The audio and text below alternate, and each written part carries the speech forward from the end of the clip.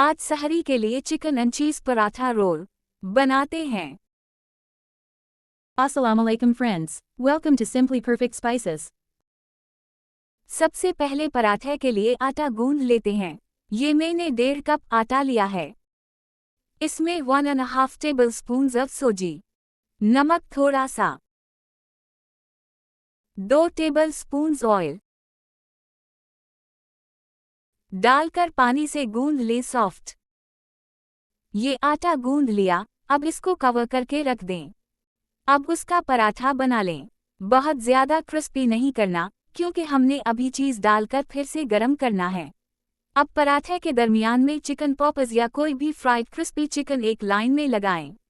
जितनी चिकन चाहिए हो इस हिसाब से। इस पर ऑनियन रिंग्स डालें, चीज़ श्रेडेड और चिली गार्लिक सॉस। इसको रोल कर लें और तवे पर रखकर चीज़ मेल्ट कर लें। Chicken cheese paratha roll is ready to serve and enjoy. किसी भी सॉस के साथ सर्व करें।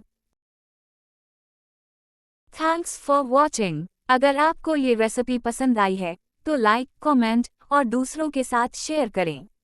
और नई रेसिपी वीडियोस के लिए सब्सक्राइब करना ना भूलें।